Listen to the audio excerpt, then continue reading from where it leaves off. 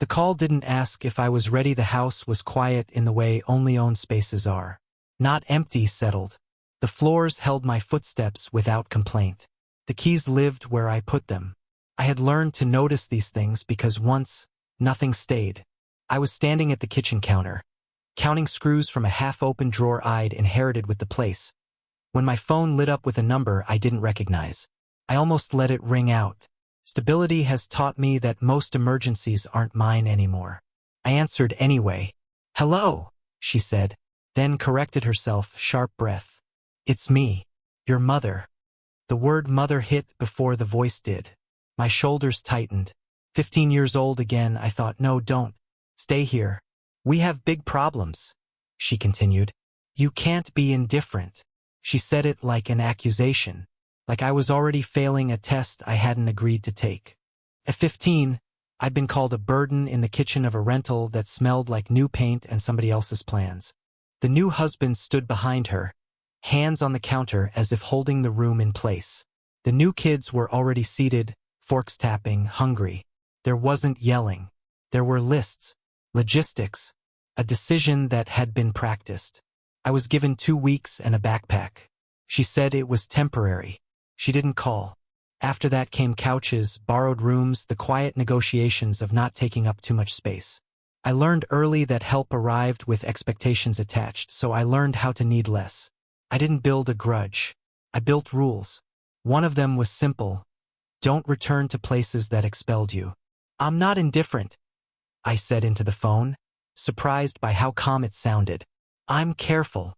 She sighed, as if I'd misunderstood her. "We're in trouble. Your stepfather lost his job. The kids, there are expenses." I thought.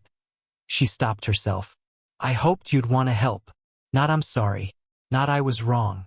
Just hope," reaching across years like a hand that remembered my shape. I looked around my kitchen. The bare walls. The small plant by the window I'd managed not to kill. This place existed because I had stopped hoping and started planning. "I can listen," I said, "but I can't fix this." Her voice tightened. "You have a house now." It wasn't a question. It was evidence. "Yes. So you're doing well." "I'm doing stable." She made a small sound. Frustration, maybe disbelief. Family helps family. At 15, family had helped itself. I didn't say that.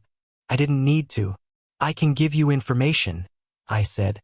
"There are programs, employment services, housing counseling. I can text you numbers." A pause. Then colder. "So you won't help?" "I won't be the solution," I said. "But there are solutions." This was the moment, the one I'd rehearsed without knowing I was rehearsing it. The shift from emotional gravity to something formal and real. I named the agencies.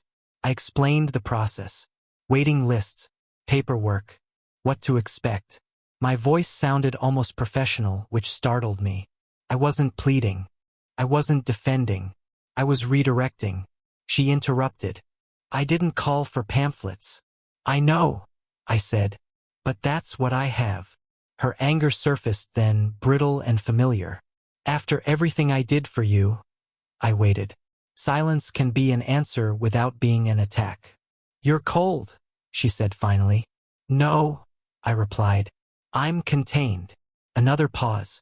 The old dynamic tried to stretch itself back into place, reaching for guilt, for duty.